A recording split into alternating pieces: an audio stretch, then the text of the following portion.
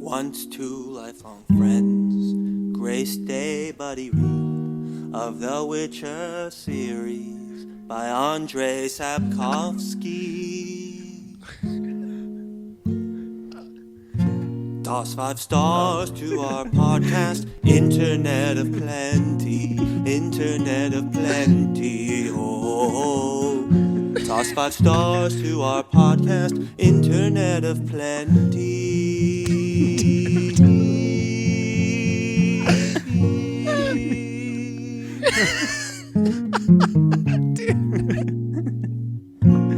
I could have sped up the tempo a little bit. It's been a while since I listened to that.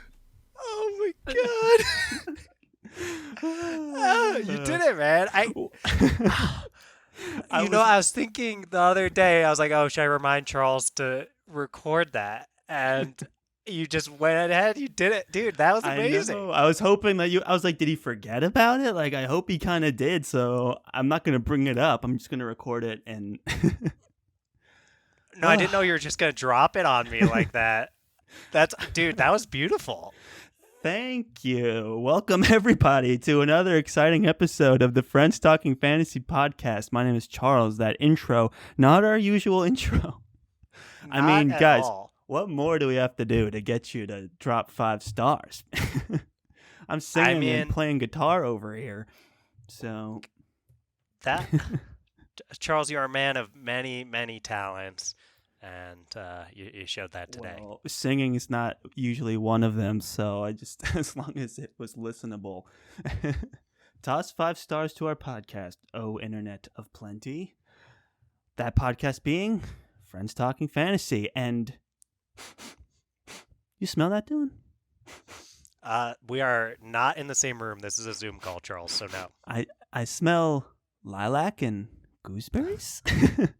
That can only mean It's one everywhere. thing. It means it's time to get our bath water ready and get this buddy read going for the last Is that wish. the route you wanna go here, Charles? Little sensual for my taste. Well, you know what? You can't talk about The Witcher without opening with a good bath scene. So, yes, this is it. We're talking specifically about The Last Wish by Andrei Sapkowski, a collection of short stories that is the introduction to The Witcher. It's kind of confusing. There's 2 short story collections, and then there's the Witcher saga that takes place after it, and then he wrote another collection of short stories later on. But this is the first one. This is the introduction to The Witcher. This is the place to start when you are reading anything Witcher related, and we're here today to kick it all off. Yeah, where better to start than a book called The Last Wish? Right?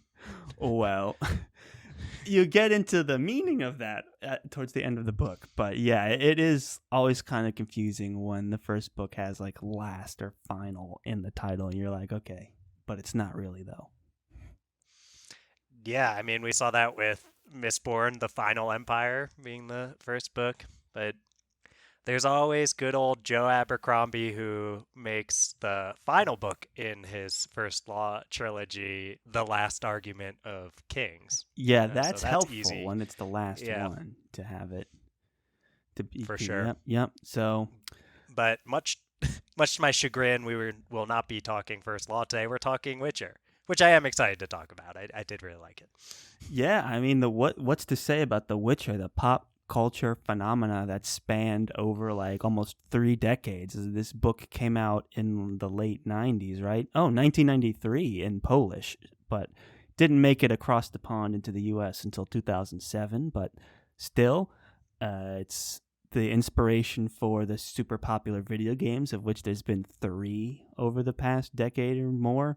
And then there's The Witcher TV series, where our intro song took inspiration from, which dropped on Netflix last year, and it's coming back for a second season. They're doing a spin-off.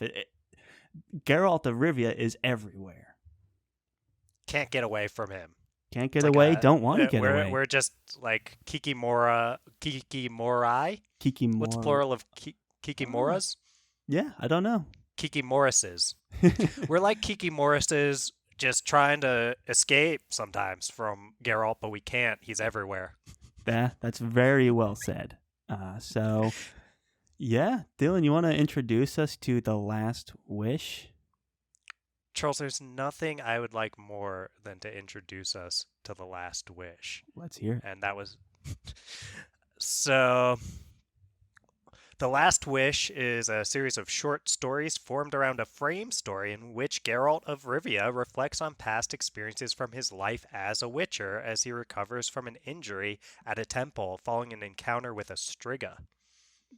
And we'll talk through each short It's story as and simple as provide our that. thoughts and reactions. And I think a part of why I like this book so much is it is as simple as that. You know, Geralt is a guy who kills monsters for money. He's a monster bounty hunter, and he goes into these very contained stories, but the stories are not as simple as you're kind of led to believe when you think about Geralt as a character and the way this book is structured. And I think a good example of that is the first story that we start with, which is called, it's the title, it's called The Witcher, is the name of the first short story. And this was the story that Andrei Sapkowski wrote first before any of the others, and he submitted it to a magazine, and then it won all kinds of awards and things like that, which then caused him to write more short stories until he bound it into a book. So this is the conception of The Witcher, and this story is where it all began. And I have to say that this is probably my favorite of all the short stories in this book. I'm a huge fan of The Witcher, and I love it's more kind of dark and gothic than the other stories in this collection. It's got a really exciting monster battle at the end. It's got twists and turns. It's got drama.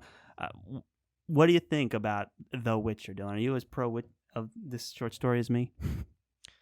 I don't know if I'm as pro as you if you're saying it's your favorite one. I think I'm I'm saying that. partial toward The Lesser Evil, which we'll get into in a bit. But I I did really like it. It's near the top for me for sure. I think it does do a really good job of living up to its name in terms of being kind of a quintessential The Witcher short story where I think pretty much this or the lesser evil are probably the best ones for just saying, hey, you want to know what is on offer from Right. these Witcher short stories, at least in what I've seen from The Last Wish, because I've only read this one Mm-hmm. so far. I know you've read a lot more, Charles. Mm-hmm. I think that you're getting that from The Witcher. It presents you with some of these more moral conundrums, some of this almost you can tell fairy tale inspired settings, some curses, some princesses. Always got to have princesses if For it's a sure. Witcher short story, and you do get some fighting too.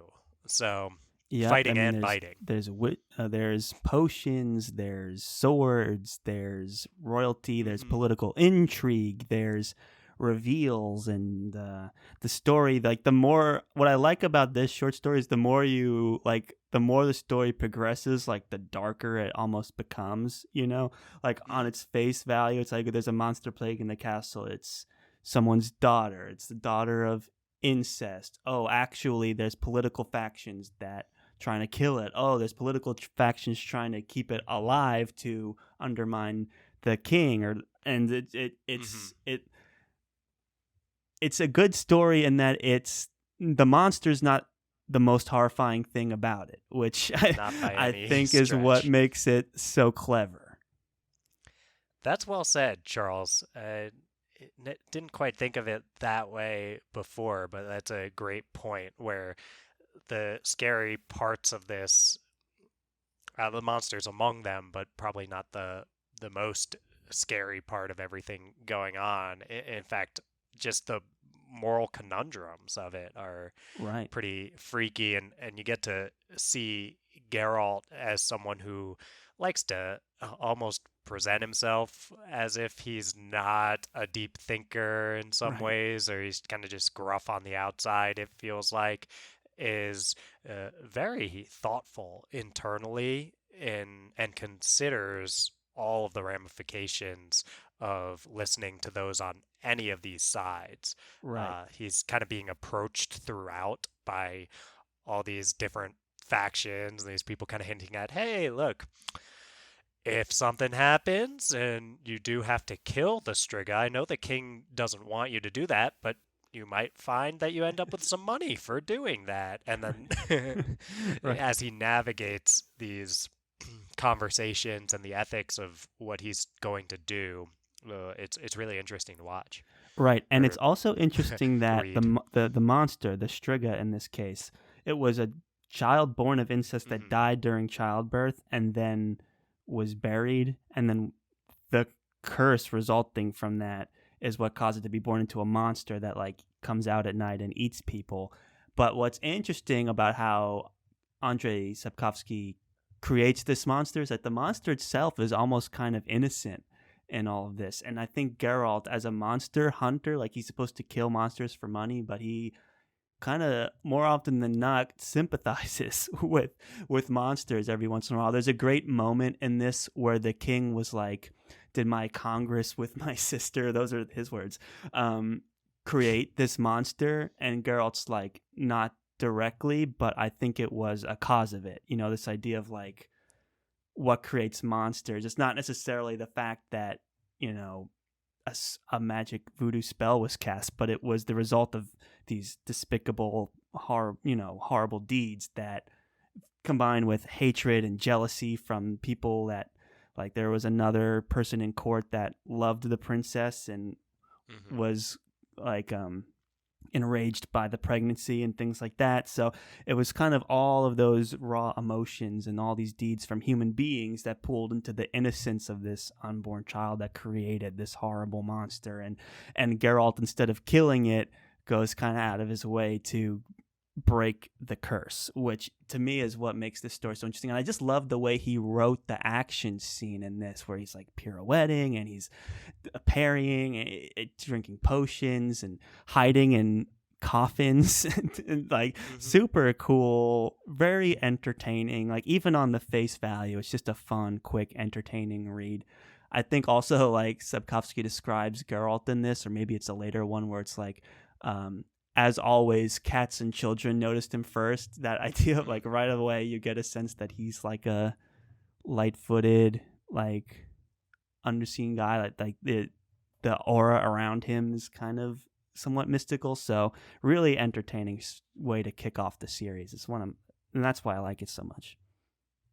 Well said, Charles. I agree with that, all that. Yeah, I do like that bit about the Striga being somewhat of an innocent victim in Mhm. all this, and Geralt having the wisdom to see her that way. Right, and he even like when he didn't have to, he when the curse was broken and he saw the girl that was left behind, he goes and checks on her to make sure she's okay, and that's when he takes that really gnarly wound on his neck. For And that's sure. what brings us to the Temple of Melitele, where he's healing, and this kind of serves Hmm. as the frame story around the whole book, where he's in this temple recovering, and people, he has conversations that kick off flashbacks. And one of the things is like, why did you like get close to her, and I just think he kind of let his guard down because he saw an innocent child and wanted to make sure she was okay. And that's kind of how we set up the frame story for this. A girl's kind of sympathy towards creatures and monsters and things like that. It's really For interesting. sure. And I see you making a beautiful transition there, Charles, and I'm going to destroy it by ending just a little bit back Please do. and saying that this feels like a theme in The Witcher of almost no good deed goes unpunished for Yeah. Geralt, especially. We'll So see that true. come up for sure in The Lesser Evil as well. But yeah, it's kind of like, of course, when Geralt is just like fighting monsters and doing those kind of things, uh, usually he doesn't face consequences for those more straightforward, like things going on. Right. It's when he is like, oh, it's a child and I need to make sure that they're okay and I got to take care of them. And then that results in him getting injured. Right. It's also because people have expectations of witchers. It's like, oh, I just throw money at you and you'll do whatever I want, right? So it's like, take your money, and like there was one person who was like, take your money. Like he was going to face the Striga, and someone intercepts him and says, here's money to just go away right now. And because I want this creature to continue to exist because it undermines the king's authority, right? So in those cases, people just expect him to be almost like a mercenary, where it's like, I'll do whatever for gold, and we're familiar with that stereotype, that trope. But Geralt kind of subverts it in a way, in that his job is basically, you give me gold, I kill for you, I kill the monster. But more often than not, he doesn't take the gold, and more often than not, he doesn't kill the monster. So it's really interesting to see how we're kind of introduced to that right off the bat, where he refuses that money and decides to try and break the curse of this monster. Exactly. If Geralt just lived the kind of life that a stereotypical Witcher is supposed to live, it'd probably be an easier one for him. Less crappy things would happen to Geralt if he chose to just follow that path in a straightforward way. And it's his choices to deviate from that path in a way guided by his moral code that almost always seem to result in worse things happening to him. And it does raise some of these interesting questions of like, what does it mean to live a life well lived, like to make moral choices, and is it worth it to make those moral choices despite the pain it might cause for you? Very true. And that's just kind of the magic that surrounds like these Witcher short stories. They kind of take influence from fables and folk stories and fairy tales, and they do have kind of that theme at the end, that lesson, and that's certainly one that permeates through all of these. Especially like when we're talking about what makes a monster, I can't think of anything that is more relevant to the next short story, which I hate to move on from this one so fast because there's so many moments that I love in it. But I think we covered the basics. The next one is a grain of truth, which I said the first one is probably my favorite. I'd have to say this one is probably a lower tier. If not the lowest tier. Like, it's still good, but it just never really stuck with me like some of the others did. Yeah, I'm not surprised about that. In some ways, it stuck out to me because it's, I think, the only one in here that was not in the Netflix series, which I'd already watched before reading this. So I know you went in the reverse order where you read the books first, so I could see why when you're stumbling on these stories for the first time that this was not one that stuck out to you among all these other ones. But I was like aware, hey, this didn't happen in a TV series, and I was in the thought process of, okay, why? And I think some of it is it's not as remarkable and kind of like not as much happens. It almost reminded me of Charles. I don't know if you've seen this, or really if any of our listeners are going to have seen this movie, but it's called My Dinner with Andre.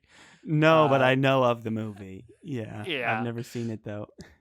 And it's kind of just this weird self-contained movie that approaches some like spiritual and existential themes, but it all takes place in just a conversation with in that case an old friend, but in the case of a grain of truth, the Witcher story, it's kind of just like an eccentric odd person, and that definitely resonates with the character in My Dinner with Andre too. And I was almost like, this is like The Witcher meets My Dinner with Andre. You're just like getting this person's life story, and it's weird and kind of interesting. My like, dinner with this here? Like Beauty and the Beast like beast character. Yeah. It I think for me what's kind of brings this episode down, I'm okay with the character of this beast character. I'm blanking on his name, but a Novellin or Novella, I think it might be. Yeah, Novellin. Novellin, right. So he's fine enough, and they're having dinner, and it's this interesting thing of like what it means to be a monster, because there's some things where like this was a curse. I did horrible things, and I was cursed with this, and I accept that. But my life is actually kind of better for it. I don't know if I'd want to switch back. It's like, you're a witcher. Are you just gonna kill me? And he's like, no, I don't just kill indiscriminately. I only kill things that are violent. So that whole conversation is kind of interesting, but then it just ends, and then the story ends with this little twist that he's in love with a vampire, and you're like, the hook is that this creature was a vampire, but you were never set up in a way that there was that was any kind of payoff, except for the horse being behaving differently. But how are we supposed to know why? So, and then it just ends, and you're like, okay, well, I get it, but not particularly, like you said, remarkable. Not too much more to say here other than this idea of like just all these weird situations that went on. Like the monster had all these agreements with merchants and merchants' daughters and things. Well, that's part of the reason why I think part of it is that not a lot happens, and part of it is that that story was had some things that were pretty outdated, I felt like, in terms of the fair, like just the way that women were portrayed, and that's kind of a thing I think in The Witcher. I'm not going to harp on this really, but I think that's something that people considering reading The Witcher might want to be aware of, is that the portrayal of women feels like there's a lot of like women in refrigerators type stuff going on, and that's definitely going on in this story. That's fair. That all felt like this. There's a reason this didn't make it into the 2020 or 2019, whatever it was, modern TV series. Whereas a lot of these other stories were adapted pretty faithfully with some slight modification. So, not our highest tiered story. It was the only thing notable about it for me was this aspect of that it wasn't in the TV series, and that it was kind of interesting to be like subverting some of these Beauty and the Beast things. It was like the house was alive and he could command it, and then all the women that came to stay with him did the Stockholm Syndrome thing, and then it was love that broke the curse and all that. So it was interesting to see that. And then again, this idea of what makes a monster, and the fact that love, a positive feeling, a true connection, is what kind of scrubbed it away. It's like it's more of the intent and the emotion than the monster itself, kind of a thing, which again plays in this. But I've said all I need to say about this story. It was fine. It was interesting, but there's a better one coming down the pipeline. The Lesser Evil. I mean, what a masterpiece. You want to kick us off with The Lesser Evil? Yeah. Well, let me read. I've been writing little one sentence usually, but this one's a little longer, summaries for these episodes that we haven't ended up reading, but I won't read mine. Okay, please. For it to introduce it. So the Lesser Evil is the soon-to-be butcher Blaviken strolls into town to get payment for killing a Kikimora, and he is met by pleas from a sorcerer to kill a supposedly cursed princess that is seeking vengeance upon said sorcerer. He's also met by pleas from the princess to stand aside or aid in her plot of vengeance.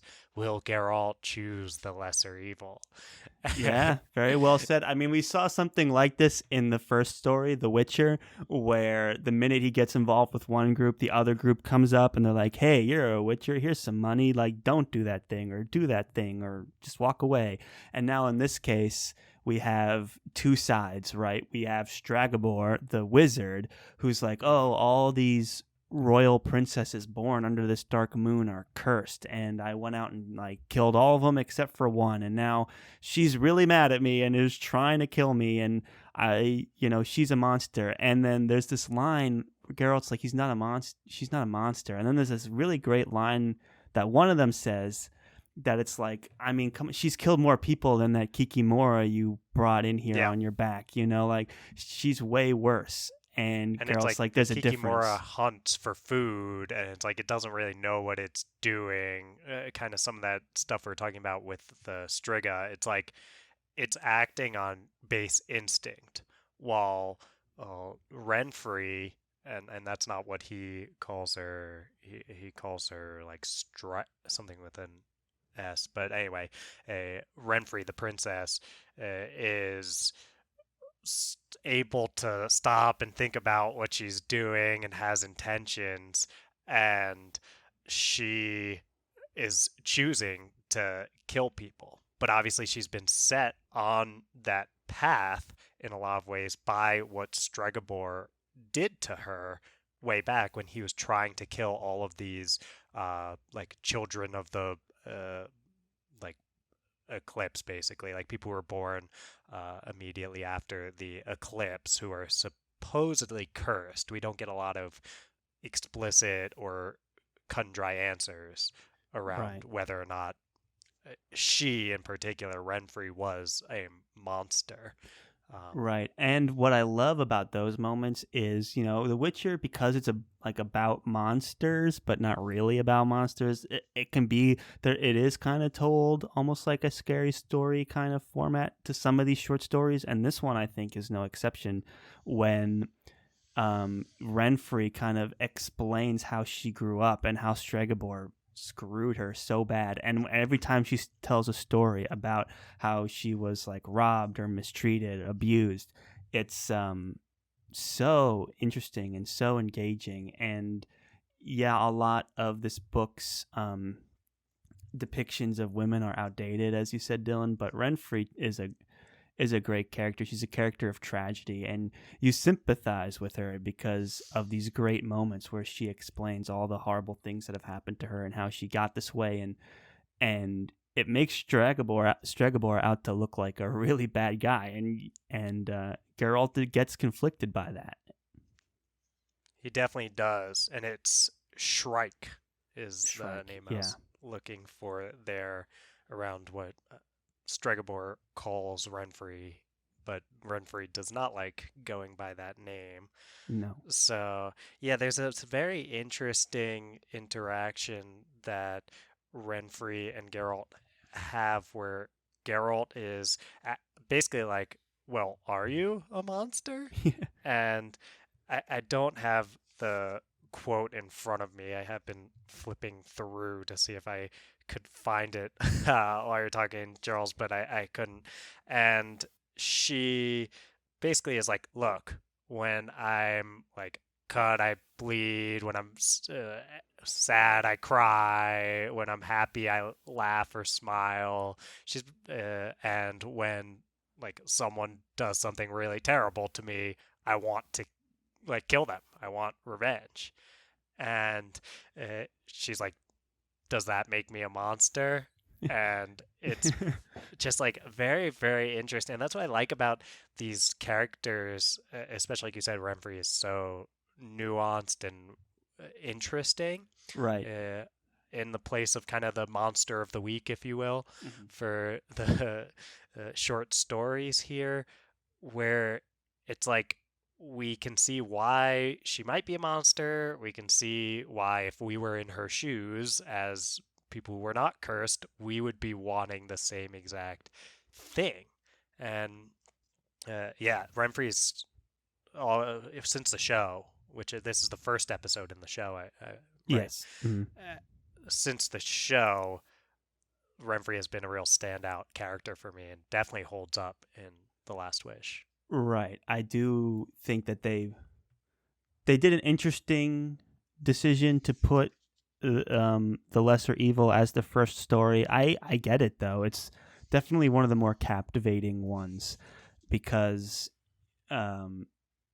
it's just you identify with Renfrey so much and not so much Stregobor, but then Renfrey's the one who's willing to commit horrible acts of violence against innocent people in order to exact her revenge, and that ultimately is what forces Geralt to choose, right? Because there's this whole thing about the lesser evil, right, where he's like, if I have to choose between an evil and a lesser evil, I'd prefer not to choose at all. Yes. Evil, said The Witcher, lesser, greater, middling, it's all the same. Proportions are negotiated, boundaries blurred. I'm not a pious hermit. I haven't done only good in my life. But if I'm to choose between one evil and another, then I prefer not to choose at all. Which, Beautiful. Such a great quote. For me, that is the defining quote of The Witcher. it's quintessential Witcher for sure. After maybe Lilac and Gooseberries. It's way up there. This idea of the lesser evil. And because what I liked about it was when I first heard it, I'm like, oh, that's kind of cool. But then when you start to think about it, you're like, well, clearly there's some evils that are way less than others. And I think Geralt starts to realize that too. And that's what makes it so interesting. He's like, oh, she's actually going to kill a bunch of people in the market square to draw out Stragobor, and he might not even come out at all. So that's when he decides to intervene, when he realizes her plan. And the public perception is that Geralt just comes up to these people and kills them all in what was a really cool action scene where he deflects a crossbow bolt and he's fighting all these guys one at a time, and they all have different kind of abilities. So that was a really fun scene. But the people watching, it's just some dude comes up and just starts hacking at all these people, and now he's labeled the Butcher of Blaviken, and he's exiled and he's banished from the city. So it's, again, you came up to this thing where he's like, he did the right thing, but now he's worse off for it. He did save a lot of innocent lives, but at the expense of his own. Yep, that no good deed goes unpunished. And of course, killing people is certainly an evil. So by the end of it, Geralt basically doesn't have a choice but to choose the lesser evil. I guess he could leave, but he knows that that would be an evil in itself because he would be allowing so much terrible stuff to happen. So I think he's kind of learning in this that even to not choose is to make a choice. And because of that, he just does pretty much choose, hey, I gotta find a way to minimize the damage here. Absolutely. No, this is definitely this is another like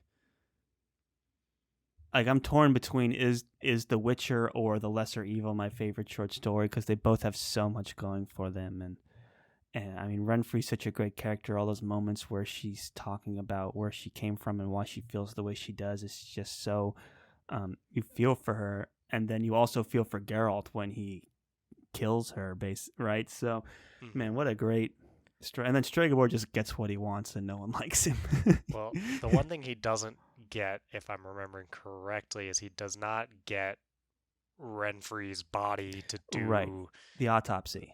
And part of that, yes, Stragobor doesn't get what he wants, but part of that is that we are left with never knowing.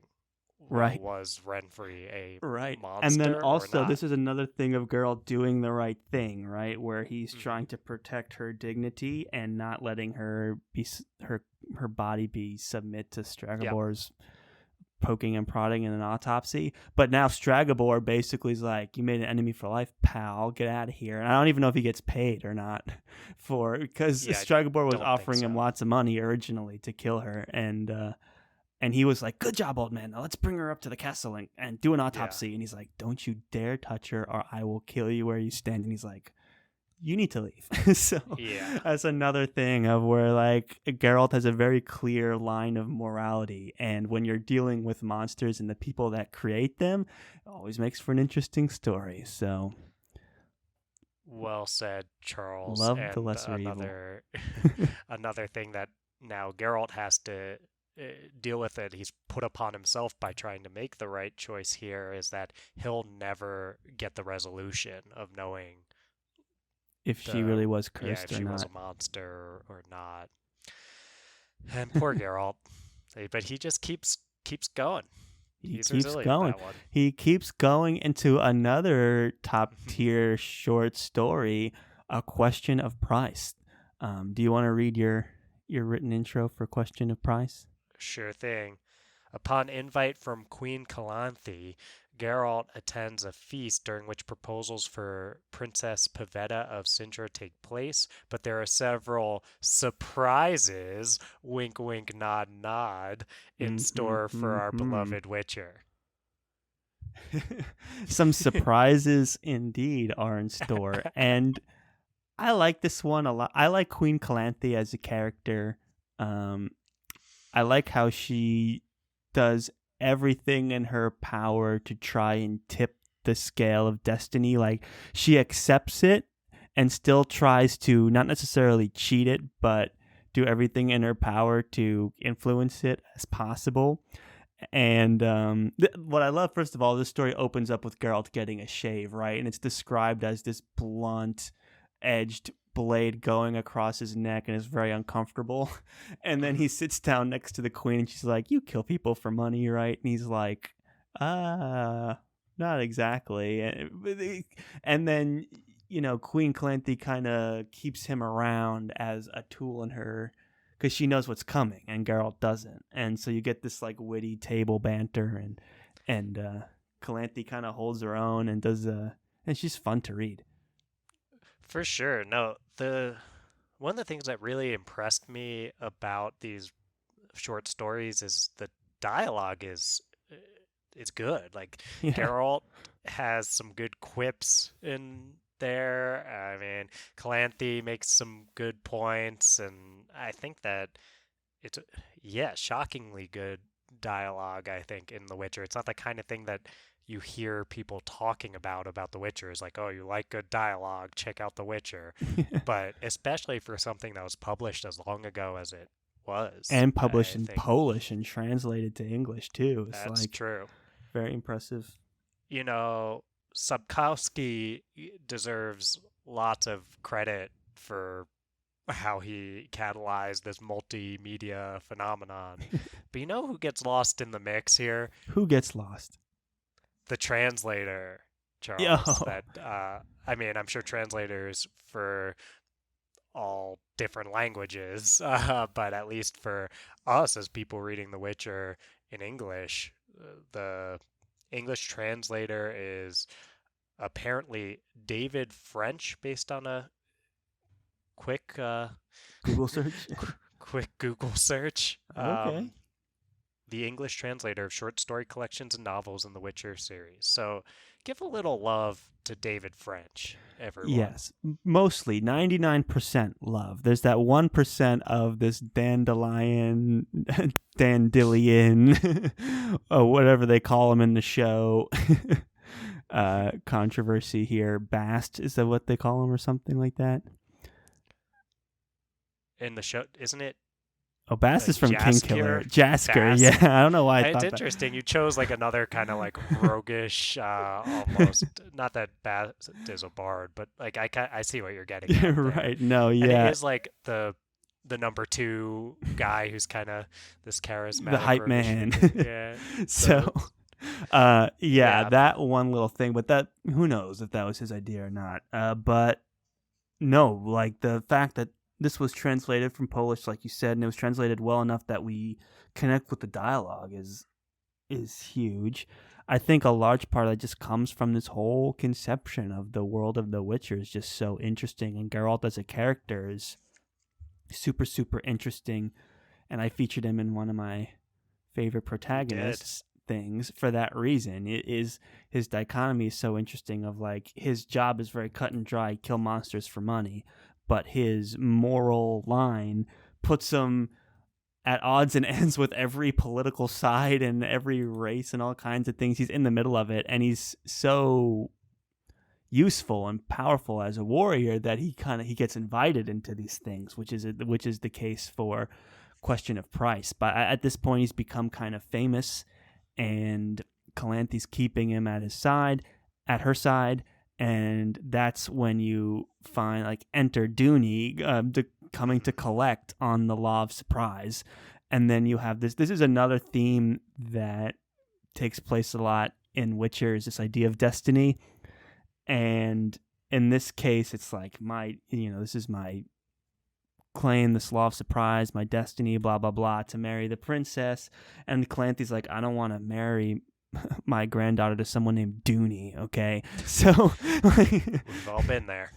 It is funny. I love the name Dooney, where it's like, now you want to be Prince Dooney. Yeah, it's like, so I'm gonna marry Princess Pavetta off to Dooney. So I think on that alone, Calanthe's really getting mad about the whole thing, and she's trying to get in between the law of surprise, in between destiny, and what happens. But you have Pavetta, like the moment they try and intercept, which is when I think Geralt gets involved also to the defense of Dooney, because despite Dooney's monstrous curse, right, besides his monstrous curse, right, and also besides the fact that he's here as a guest of Queen Calanthe and is basically under, he's at the threat of losing her as someone in his network, right, like losing her as an ally. So like on LinkedIn. Yeah, so she doesn't, so he's willing to risk getting on the bad side of a pretty hot-headed queen. Not that but she doesn't like to be crossed, right? She's very proud. So to come between her would not do well with his relations with her. And he does it anyway because it's what's right. And he understands the law of surprise being like, you don't mess with destiny. And what happens is Pavetta unleashes her power almost subconsciously when she sees Dooney getting attacked. And at that point, they are able to knock her out, stop the power. And then Calanthe's kind of like, okay, you know what? There might be something to this law surprise thing. Yep, and Calanthe, at least for now, is willing to give in to destiny a little bit and is cool with the Dooney Pavetta pairing. Dunetta, as nice, as the tabloids say. Yeah, the tabloids are always calling them that. It worked a lot better than Pavetti. Oh, got to bleep that. Giving Charles some work in his audio editing.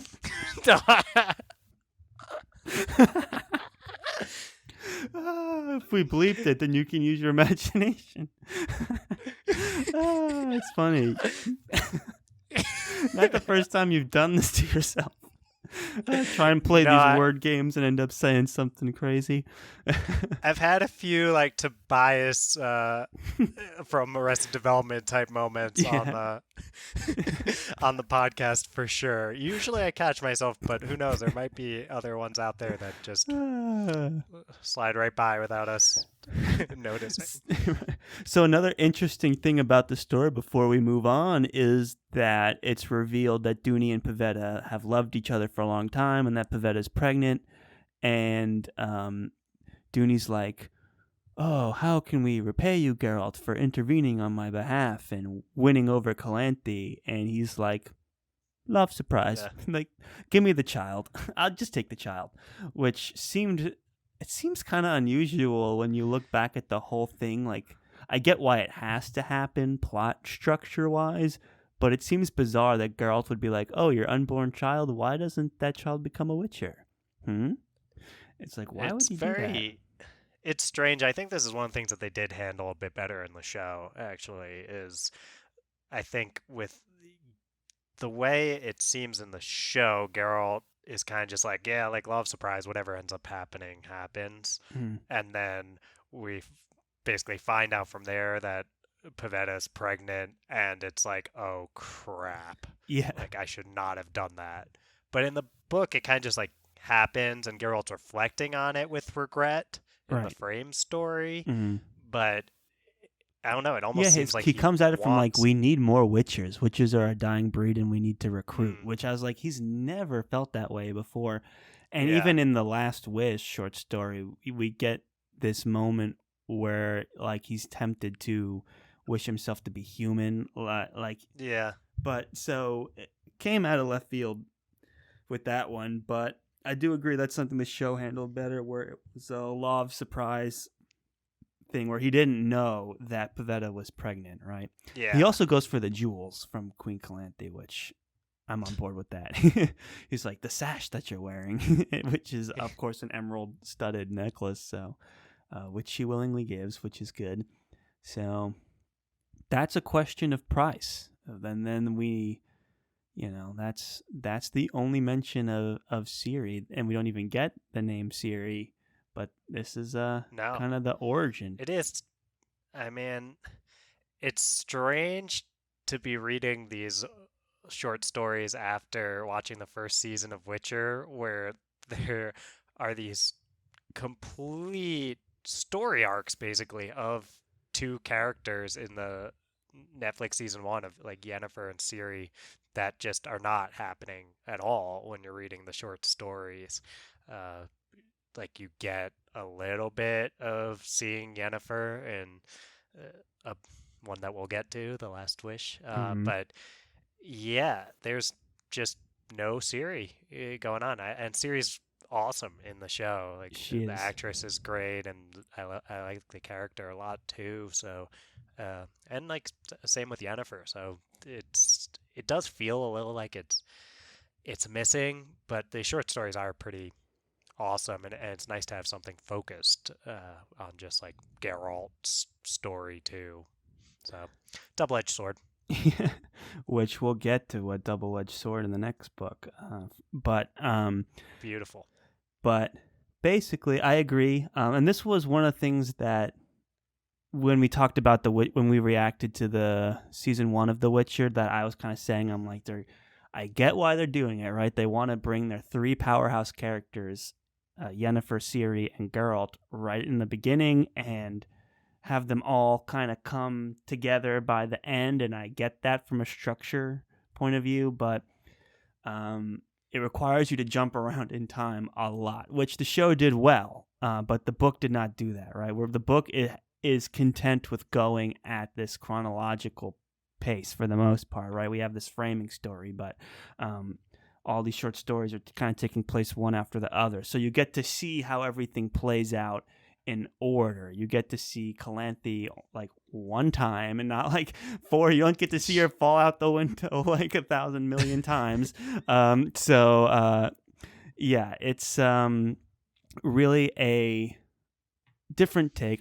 I'm just because this was my first exposure to Witcher. This is kind of the way that I like it, but the show did a really good job, and I get why they did it, introducing every character at the beginning. Yeah, I think they had to, and I think it was better off. I think it fits so much better with. I mean, they didn't have to, but I think that it is better off that they did that. It fits so much better with, I think, how people expect a fantasy TV series to be now. It does feel more like trying to be a little more like Game of Thrones. In terms of having a little bit more of this wider expansive cast and thing, this wider world, and strong female characters in Ciri and Yennefer that kind of don't, like, to varying extents, aren't as present in right. the I mean, short a lot. stories. I like Renfrey. I like Calanthe, but they do shine a little brighter in the show version. But I do like them both as characters quite a bit. Yeah. But then you have characters like Pavetta, which is like, okay, you're basically just a prop kind of for this story. But I never think she was meant to be that capable anyway. So, but she did have that magic power. Pavetta gets a raw deal throughout in terms of just she does kind of seem like a plot device in the show, in the short stories. It's just kind of like. But her mom and daughter are both very the stars important of the show. Yeah, Yeah. yeah. It's like Ciri, you're like Pavetta, but better. It's like okay. So that's the edge of the world. No. That's a question of price. And now we're at the edge of the world, which this also goes in a similar category to A Grain of Truth for me. It introduces Dandelion or Dandelion if you listen to the audiobooks. And it is kind of funny at times, but for the most part, I have not much to say about this one, honestly. Well, I'll read my summary so people know which one it is, which Okay. is Geralt hears word of a devil that Diavel. yeah, I love that. Deovel that turns out to be a Sylvan, which leads to Geralt and Dandelion interacting with the elven leader Filavandrel. I mean, Yes. I'm I'm kind of in a similar boat with you, Charles. I don't have a ton to say on this one. It was kind of funny to see in these interactions with the Sylvan, where the just some of these like fable influences, where the Sylvan's like, "We're gonna do a race, and if you beat me in the race, then I will We'll leave," do or a like, "I'm gonna riddle. tell you riddles." It's like all these things that feel like they would happen in a fable, but instead, because it's The Witcher and some of these subversions are And that's happening, kind but of he's just hurling what iron what balls at Andre him. kind of hints at in this one, right? Where Geralt's like, "There's a Yeah. hint of truth in every fairy tale." That's the story, right? Where he says that Yeah. because Dandelion's like, "Why aren't you bringing your swords? Or Isn't there a devil out here?" I think that's actually grain of that's grain of truth. Is Oh, okay, not that's it's grain of not truth. which that's like the titular line or whatever. Right, so that's a similar. It's a But it similar is similar. story. So, but basically, it's like, why aren't you bringing your thing? Aren't we fighting a devil? Did you listen to the Peter Kenny audiobook for this story? I switched back and forth between my Because that's probably the best paperback and thing that. about this particular short story is when he says devil, and when he does the Yeah. voice of the goat thing, where he's like, "Get out of here," Yeah, which I'm sorry, that's listeners, you awesome. had to hear my Yeah, impression. the goat voice. Yeah, the goat voice was really interesting. Yeah. Uh, Eventually, like, when it had a lot of dialogue, you were like, Yeah. "Oh God!" But when he was just insulting them and hurling rocks at them and stuff, it was funny. And then when he actually had to like deliver a theme of the story at the end, like he's wrapping things up at the end, you're like, okay, it's kind of a little long on Yeah. this voice. I would agree with that. It was impressive in terms of the Peter Kenny. Did you say, Yes. Charles? Yep. In terms of his range as an audiobook narrator, I mean, you don't usually see people go that far of. Like, He really make it committed sound to like a like the bleeding goat. goat. Yeah. Yeah. Yeah, but it was a little much when it was like we're gonna deliver on the moral of the story in bleeding goat voice. So I did find myself by the end reading that last bit. So what's worth talking about here? That there was almost a race featuring Geralt, much like in our fantasy who would win. That's true. I had matchups, in forgot. which I never made that connection. Even I reading. immediately made that connection. I was like, oh crap, are we going to get to see Geralt race? Can I use this to help convince Charles and all of you wonderful listeners out there that Geralt would beat Treebeard in a race? Mhm. But Geralt tried to avoid the race, which makes me think maybe I was off. Maybe Geralt would not win a race against He Treebeard. doesn't have the patience. I think this ties again into this idea of destiny, even though they don't actually explicitly say anything. I think it's like the Queen of Elves comes in, and I think they commute telepathically, and that's Yeah. when Torque, right, cuts Geralt and Dandelion free. I also like how dangerous Geralt is, even tied up. That was a fun bit of it, and how he just wasn't afraid of even facing death. He had some funny one-liners throughout the whole thing, and it was really just it was a fun little story, but I wasn't like nothing super exciting happens. Just like a character shows up in the 11th hour and they get to go. It's not like anything super crazy happened. The Geralt Dandelion bromance is very interesting in the short stories, and it feels different than it does, I think, in the show. In the show, it feels like you get to see Geralt slowly warm up to Dandelion, or Jaskier, I think is his name in the show, where he's still presenting this gruff, stoic exterior, and he's like, yeah, I guess you aren't so bad. But in the short stories, Geralt is just like, that's my friend, and I'd do anything for him, which is kind of interesting. Like, he's already there pretty much by the time where having Geralt and Dandelion in the same story, which was interesting and kind of didn't resonate with my picture of Geralt. The show version resonated a Right. little Well, bit I think more. in the show version, this was the first time they had ever met each other, and in the books, I Yeah. think they had been friends, right? Um, Yeah, but even by the end of the first season of the show, I feel like Geralt is still a bit more in this.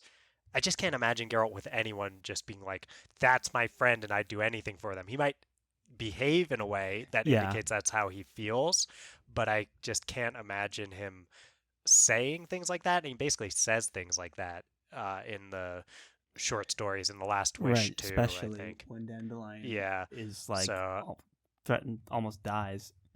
and Dandelion was willing to die for Geralt in the Edge of the World here too. There's a moment where they're like, "Well, we can't let Dandelion go because if you go, you're gonna like try to avenge Geralt, and you know where we are." Right. And my picture of Dandelion in my head before he responded was like he'd be like, "No, no, no! Like I wouldn't do that. Like of course you just let me go. I won't say anything." Yeah. But then in the short story, he's like, "Yeah, you better not let me go because I would send everyone against you for hurting my best friend Geralt." And Yeah. it's like, "Oh, okay, Yeah, that's who but you I are in think this." also like Dandelion is still that character that would say anything, right? Who knows how much he's really capable of beyond just being a good singer and songwriter, you know? He would get that enraged, but it's kind of cute to see him get enraged because he can't really back it up with strength. And that's why having Geralt around, who is this kind of brutish character, is super fun. That they are a duo. True. I guess for me, it's just the idea that especially bards, I think of them a little more like out for themselves. If I can get Right. out of this, And then that might that's have what been another matters. point of this short story, is to introduce the friendship between Hmm. Geralt and Dandelion. So It's it cute for succeeds in sure, that. and it reminds me, Charles. You haven't read Lies of Locke Lamora yet, but Mm. that's I'm sure very high up on your TBR these days. Yes. If it's not, I've been failing in my duties as your fellow co-host. But the Locke and Jean relationship in Lies of Locke Lamora is my favorite friendship in fantasy and gets a lot of that kind of reputation in the fantasy community as like the best friendship in fantasy. Hmm. And it, some of the notes that get hit on that, I think, seem to be getting hit on the Geralt Dandelion relationship in terms of this just like underlying sense of I'd do anything for you and I'm not afraid to say it.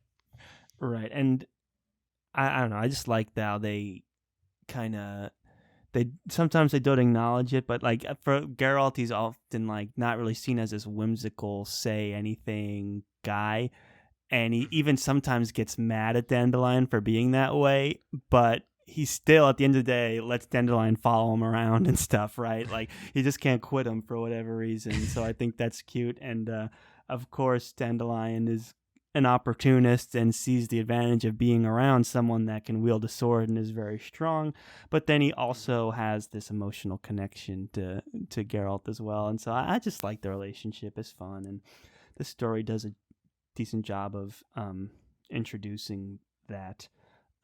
But what does an even better job for me is Oh, the hey, beginning of The Last Wish, when they're fishing and they have this big fish on the line, and girl's like, "Don't pull on it, you're gonna break the line." And he's like, "Don't be stupid, you have to pull it out. Well, we're gonna cook it and make a soup," and yeah. use his head for soup, like he says soup over and over. Like that moment to me was way more revealing of their relationship than anything from Edge of the World. I just love that, the way to start the story. I think the show version of The Last Wish was kind of diminished, where it's like, "What are you doing?" "I'm looking for a gin." "Oh, I found it." "And now we're starting." It's crazy. When it actually started from two guys like getting in an argument over how to reel in a fish. For sure. No, I did appreciate that. I remember you saying that in our Netflix Witcher discussion that we had, where you're like, yeah, that happened really fast. And I didn't know what the alternative would have been, but I did appreciate in the short story that it basically starts with Geralt and Dandelion on a fishing outing. Yeah, it was just two like, bros goofing around, right? And it's yeah. also funny to see Geralt, who's faced all these kinds of monsters, lose to fish. It's like another funny thing. And they're Yeah. fighting each other, they're bickering over it. And then they get the seal, and they're so busy fooling around that they don't stop Dandelion from like breaking the seal or not really, right? Because Ooh, you think it's Dandelion the whole true. time, which is interesting. So yeah, his face gets all swollen, and that's what's like, I'll do anything for my friend, and that kind of kicks off the last wish, which is another like top tier story in this. Maybe not as top tier as the other two we've discussed, but way up there. Yeah, I think I'm on the same page as you there, Charles. Probably this is number 3 for me, and does take a step down from the other two, I would say, in terms of I don't know if people were to start thinking about tier ranking these or something like that. What a Charles. crazy idea.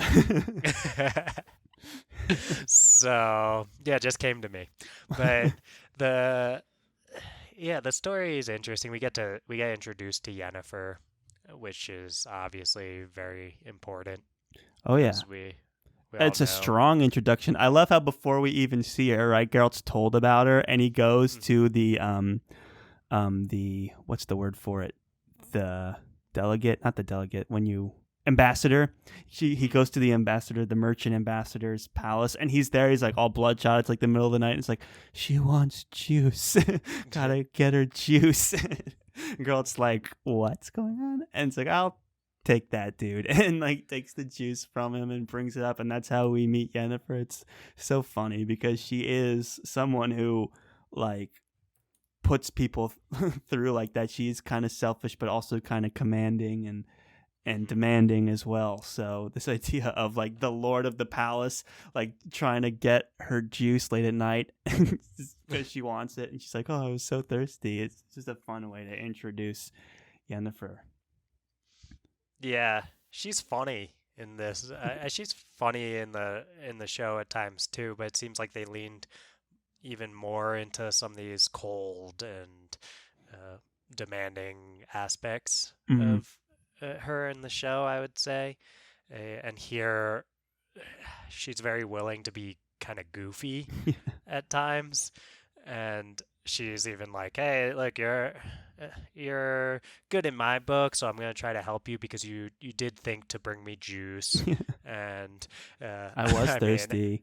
Yeah, I was thirsty, so I will help you, but I've got like all this morning stuff going on right now, like the eye crusties and things like that. So like I do gotta take a bath, but I will help. You must, and like I appreciate that. Even though your friend is like choking to death, you still thought to bring the juice. So I'll help you, but first I gotta take a bath. Like it's like what?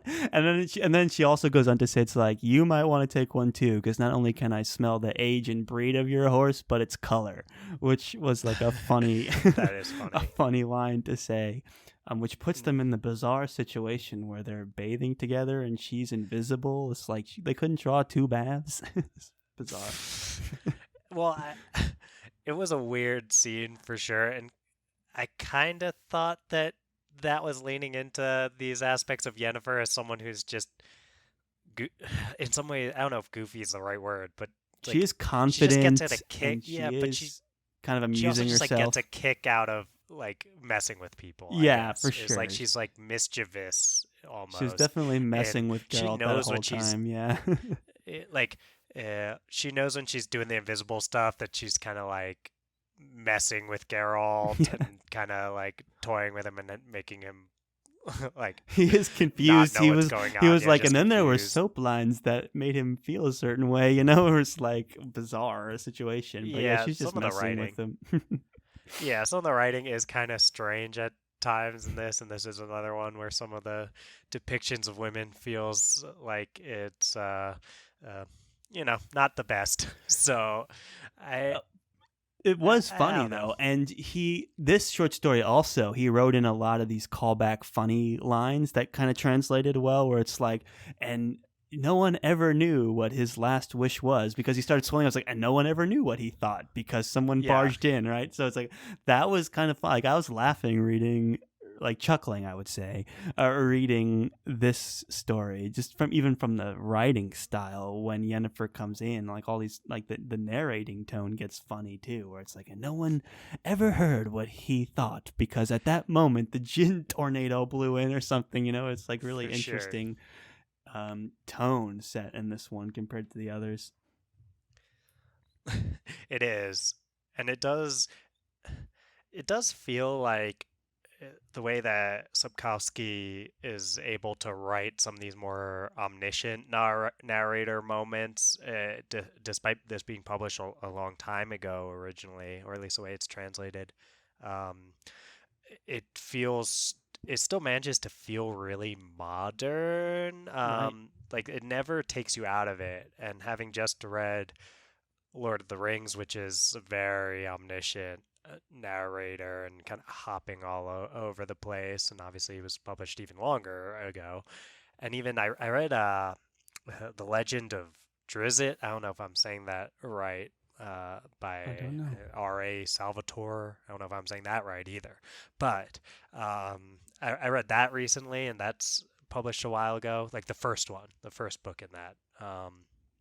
And that one also was like omniscient, but was jarring for me in the way that the omniscient narrator would hop around. I'd never felt that really with the Witcher. The Witcher, despite being omniscient, only really benefits when it gets to drop some of these funny lines that you would not get in some more close third person limited type narration. Sure, he does have fun with it every so often, and that's part of like when I pitched this, of how it was just like a fun, easy read, and this is all part of it. Like Andrei Sapkowski, at least how it's translated, feels like he's okay with dropping funny moments when he thinks of them and telling action pieces when he wants to, and it's just fun, and you just kind of roll with it.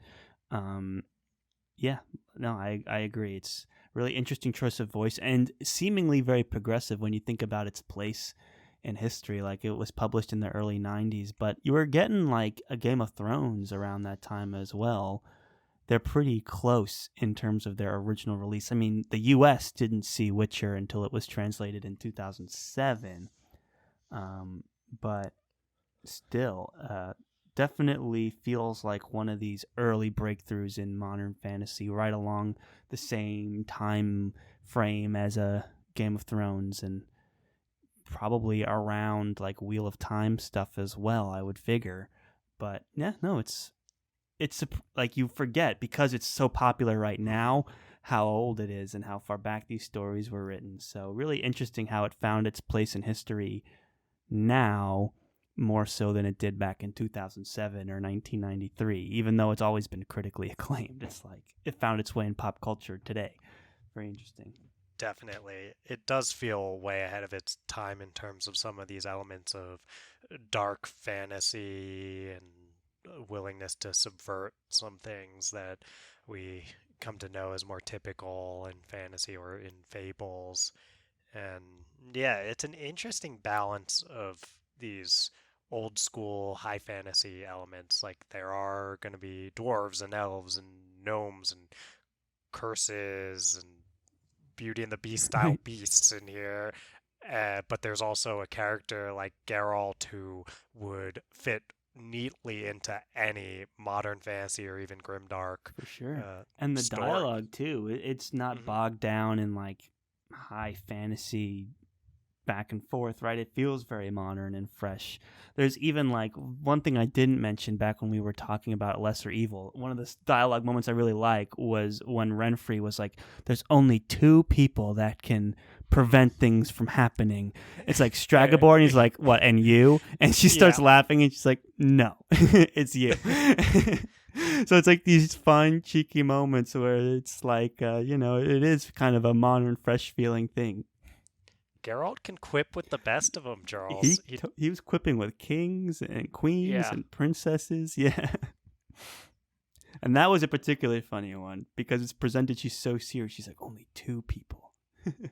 And he's like, let me guess, one of them's you. You're going to put your claim to vengeance down and go home and live. Well, she's like, let's see how wise you are, Witcher. Like, can you guess who the other one is, I think? And he's like, oh, is it you? And that's such a snappy comeback for someone who's trying to be like, look, this is happening and you need to make a choice here. And he's like, no, you have to realize that you are also making a choice. It was here. very snappy. It was a very like you go girl moment when he was like, he was is that what you think about? Do you say that when you're reading Geralt I was clips? like, oh, you go. Yeah, for sure. You go, That was Geralt. a good stinger. Yeah, you go, Geralt. Yeah. Right. So that brings us to the ending of The Voice of Reason, which was funny, I guess. You have Dandelion being the hype man, like and then there's this kind of weird code where it's like damn if you do, damn if you don't, where you have these knights and one of them is like this spoiled son of a nobleman type character who's like, I challenge you. And it's like, well, now that you're challenged, you either don't fight him and get hanged or fight him and you get killed for fighting him. So it's like, what are you going to do? And then he finds his little loophole around it by making the guy hurt himself, which was and they were just like, oh, good one, bye. And it's like, okay, whatever. So the Voice of Reason is what all the frame story chapters are being called throughout. So I mean, I don't have a ton to say on it. I'm sure we're coming to the end soon here. Basically just so people are aware, Geralt has interactions with people that conveniently remind him of his most interesting adventures, and then he makes a knight hit himself in the face and gets an ominous vision of the future, is what happens in these. Right, and then again comes back to that ominous vision being like this thing of Geralt's destiny, and even Geralt says earlier, he's like, I've seen my destiny, it's pretty on the outside, but like tainted and dark and things like that. So... who knows, that may or may not have a larger role to play in the next book, A Sword of Destiny. Well done, Charles. You've been nailing these transitions like all episode. Well, someone's got to keep moving along. But no, I don't know. It's you try. But yeah, I like how I give you a compliment and then you give me a like. I didn't. It wasn't intentionally a dig at you. It was more like I tried more than like. Well, someone has to keep you in place. Like that's not what I meant. It did come off kind of B-wordy of me. I'll admit that. That's not the intention. Well, I'm glad we got to process this in front of the listeners. And you know what? We're better for it. We're better for it. We got even closer. How about Charles that? Two friends. Charles and I's being friendly. 20 some odd year friendship. You see how quickly we processed that and put it behind us, guys? Modeling just strong interpersonal process for all you listeners. Yep, and you know it helps when one of your friends is pursuing a PhD in counseling psych, right? Which one of us is that, Charles? That would be you. I'm just a marketing guy, so I have a little bit of empathy, but it's not the same just level. enough to manipulate people to buy stuff. Just enough. Speaking of, Charles, where can they find us on social media? Oh my gosh. Well, wait, before I do that, there's one more thing we got to do, and that's get the outro music going. Let's get out of here. Thank you, everybody, for listening to yet another very exciting episode of the Friends Talking Fantasy podcast. This has been your hosts and lifelong friends, Charles and Dylan, talking it out. This was the introduction to The Witcher, the Last Wish. If you like that, tune in next week when we talk about the Sword of Destiny. And while you're at it, toss 5 stars to your podcast, okay? You don't want to hear me sing again. You really don't. You probably will anyway. But you will next time. I mean, I did go out of my way to record it, so we're dropping it again next week. But yeah, in the meantime, drop 5 stars on Apple Podcasts. You can also check us out on social media at the FTF Podcast or the FTF Podcast with the number 1 at the end for Twitter. Send us an email also, like what did you think about The Witcher? What were your thoughts? Go ahead and shoot that out I our way. see you prepared some really great discussion topics for To the our listeners. FTFpodcast@gmail.com. And yeah, you got anything to pile on at the end? No, you just nailed that, Joe. Thank you, everybody, for your patience. And as always, go forth and conquer, friends.